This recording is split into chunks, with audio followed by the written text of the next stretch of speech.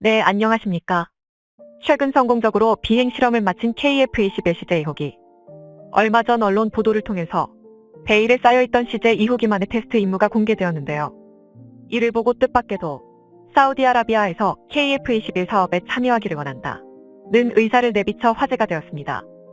그렇잖아도 인도네시아가 지속적으로 개발 분납금 관련 불량한 태도를 보여 심기가 불편했던 한국은 이참에 사우디와의 방산 협력으로 갈아탈 마음으로 인도네시아에 최후 통첩을 날렸다고 하는데요. 한번 자세히 알아보겠습니다. 빈살만은 사우디의 차기 권력 1순위이기 때문에 국빈으로 의전을 받았습니다. 그만큼 한국에서 기업 총수들뿐만 아니라 정부 인사들과도 많이 접촉했는데요. 그 자리에서 빈살만은 네움시티 관련 협력은 물론 양국의 관계를 전략적 동반자로 발전시키는 협력 역시 약속했습니다. 이는 경제적 협력뿐만 아니라 군사적인 협력도 확대하겠다는 의미로 볼 수 있는데요. 여기에는 그럴 만한 배경이 있습니다. 사우디아라비아의 군대는 두 가지 측면에서 유명합니다. 첫 번째는 어마어마한 국방비 지출이고 두 번째는 그만한 돈을 먹고도 약해 빠진 오합지졸이라는 점입니다. 오일머니가 차고 넘치는 사우디의 국방비 비중은 GDP의 무려 8%가 넘습니다. 작년 기준 사우디의 국방비는 466억 달러로 한화 63조 원에 달합니다. 그런데 문제는 이렇게 돈을 들이붓고 있는데도 숙련도나 전술, 작전 능력 등이 형편없다는 것입니다. 이를 단적으로 드러내는 것이 사우디 정보부장을 맡고 있는 투르키 알파이잘 왕자의 발언이었습니다. 우린 작전 같은 건 하지 않소. 어떻게 하는지도 몰라. 아는 거야 그저 수표를 써주는 정도지. 라는 말을 깨는 것입니다. 2015년부터 지금까지도 예멘의 반군과 전쟁을 치르고 있는 사우디군은 그야말로 하늘과 땅 차이라고 해도 과언이 아닌 월등한 장비 격차를 가지고도 반군을 상대로 쩔쩔매고 있는데요. 사우디군의 졸전 사례는 대표적인 것들만 꼽아도 기상천외한 수준입니다. 탄약과 차량, 기밀 서류들까지 통째로 노획당하는 것은 일상다반사고 식량이 풍부한 보급창을 수시로 점령당해 반군들에게 밥까지 챙겨주고 있죠. 이들이 이렇게까지 무능한 것은 군 내의 구조적 문화적 문제 때문입니다.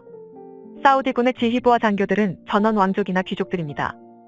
이들의 계급과 승진은 어차피 성과가 아닌 가문의 힘으로 정해지고 조직의 계급이 아니라 족벌과 친분 관계가 더 크게 작용하다 보니 지휘 체계가 서질 않습니다. 게다가 사우디는 국가나 민족 개념보다는 부족과 족벌 개념이 더 강한 사회다 보니 애국심이라고 할 것이 약하고 심지어 대부분 병력은 사우디의 일말의 연고도 없는 용병들이죠. 이런 상황이다 보니 비싼 장비를 그만큼 사서 들려줘도 하나같이 오합지졸인 것입니다. 그런데 이제 비싼 무기를 사주는 데에도 제동이 걸렸습니다. 전쟁으로 시작된 전 세계적인 에너지 위기 상황에서 사우디가 오히려 원유 생산량을 줄이겠다는 입장을 내비치자 미국이 무기 수출을 이용해서 사우디의 고삐를 채우려고 한 것입니다. 이 상원은 사우디가 원유 감산으로 우크라이나를 침공한 러시아를 돕고 있다며 행정부의 무기 판매를 포함해 사우디와의 모든 안보 협력을 중단하라고 요구했습니다. 사우디 측은 미국이 이렇게 나왔는데도 석유를 증산하진 않았습니다. 도리어 협상을 위해 사우디를 찾은 바이든을 빈손으로 돌려보내며 굴욕을 줬죠. 이 사건으로 자존심을 구긴 것은 결국 미국이었지만 사우디도 당분간 미국 무기를 받는 걸 기대할 수 없게 되었습니다. 문제는 사우디가 미국과 거래를 추진하던 무기 중에 5세대 전투기 F-35가 끼어 있었다는 것입니다. 사우디 공군의 주전력은 현재 유로파이터 타이푼과 F-15입니다. 4세대와 4.5세대로 구성된 만큼 그 허점을 미국의 F-35를 사와서 메울 계획이었는데 뜻하지 않게 미국과의 관계가 틀어져 버린 것입니다.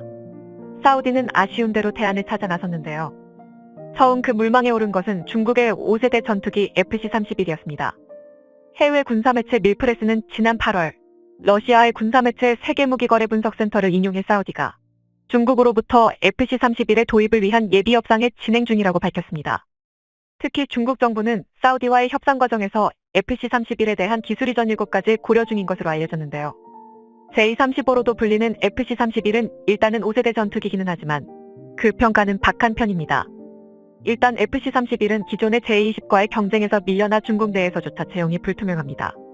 또한 외형부터 제식 번호가 가지 미국의 F-35를 베껴놨는데 내부는 그럴 수 없었을 테니 실제 성능은 F-35에 준하지 못할 것이라는 관측이 우세한 상황이죠.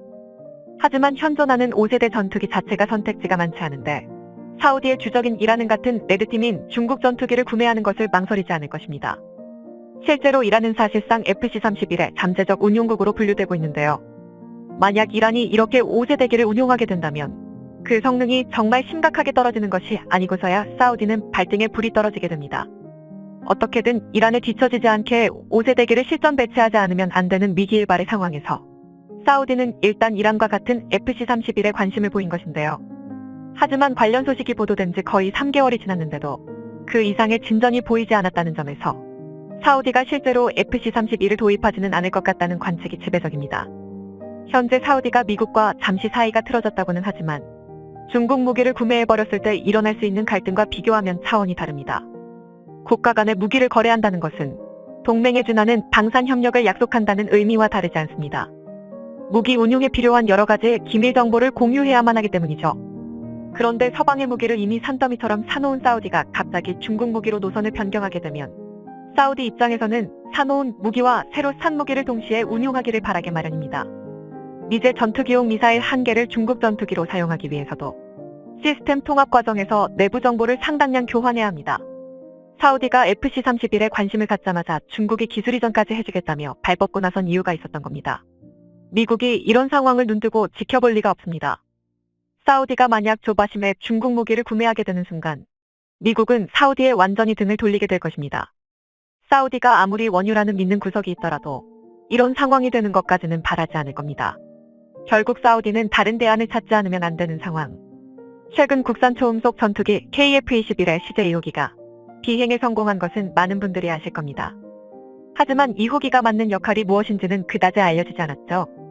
KAI는 동일한 사양의 시제기를 여러 개 만들어서 서로 다른 테스트 임무를 맡김으로써 개발 기간을 단축하는 전략을 활용하고 있는데요. 이 중 2호기가 맡은 주요한 역할은 하중 시험 외장 분리 실험, 고바 등각 시험의 3가지입니다. 하중 시험과 외장 분리 실험의 경우 무장 투사 능력에 관한 것으로 보이는데요. 탑재 무장이 가하는 하중을 기체가 어느 정도까지 견딜 수 있는지, 작전 상황에서 외장 탑재한 무장을 문제없이 분리하고 투사할 수 있는지를 실험하게 될 것입니다. KF-21의 경우 국산 극초음속 미사일 하이코어, AMRAAM과 사이드와인더를 대체하는 국산 공대공 미사일, 그리고 아직 연구 단계이지만 위성 공중 발사, 플랫폼까지 다양한 무장을 탑재하게 될 예정이기 때문에 이 실험이 매우 중요할 것으로 보입니다. 고바등각 시험의 경우 기동성에 관련된 실험인데요. 바등각 즉 동체와 진행 방향 사이의 각도가 어느 정도까지 벌어져도 비행 상태 유지가 가능한지를 실험하는 것입니다. 쉽게 말하자면 기술을 얼마나 들어올려도 날 수 있느냐를 따지는 것입니다. 전투기의 경우 이 바등각이 높을수록 그 유명한 코브라 기동과 같은 역동적인 기동을 선보일 수 있습니다. KF-21의 외형은 미니 랩터라고 불릴 정도로 F-22 랩터와 닮아 있는데 F-22가 무려 60도라는 극단적인 고바등각을 견디는 것으로 유명한 만큼 KF-21에 거는 기대도 큰 상황입니다. 이러한 KF-21의 성능과 추후 5세대 이상으로 발전하는 업그레이드 계획은 사우디가 군침을 흘릴 만도 했습니다. 중국의 FC-31은 아직 개발이 완벽하게 끝나지 않았고 이란과 같은 사우디의 적성국이 이를 손에 넣을 때까지는 아직 유예 기간이 조금 남아 있습니다. 여기서 사우디는 인도네시아의 뒤통수로 개발비 환수에 쓰는 KAI에다 오일머니를 대주고 KF-21의 개발에 참여하는 선택지를 고를 수 있습니다. 그렇지 않아도 KAI는 얼마 전 인니와 분담금 납입 일정을 구체화하는 작업에 착수했는데요. 이는 사실상 인니의 스케줄대로 분담금을 내놓지 않으면 사업을 원만히 진행할 수 없다고 최후 통첩을 날린 셈입니다. 여기서 사우디의 투자가 들어오게 되면 한국 입장에서는 인니를 더 안고 갈 필요성을 느낄 수가 없습니다. 그래서 이번엔 사우디를 사업에 끌어들일 수 있게 한국이 더 적극적인 공세를 펼쳤는데요.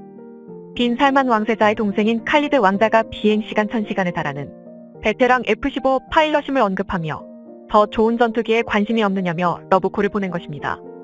그렇지 않아도 비호와 천궁 II에 큰 관심을 보이고 있던 사우디도 이참에 한국과 더욱 전폭적인 방산 협력을 고려하고 있는 상황입니다. 한국과 사우디의 합작으로 KF-21의 사우디판인 SAF-21이 탄생할 수도 있다는 기대감이 고조되고 있는데요. 기술력을 바탕으로 점점 더 세계로 뻗어나가는 한국 방산. 부디 사우디에서도 대규모 방산 거래의 낭보가 터질 수 있으면 좋겠습니다. 시청해주셔서 감사합니다. 영상이 도움이 되셨다면 구독과 좋아요 부탁드리며 다음에 더 유익한 영상으로 찾아뵙도록 하겠습니다.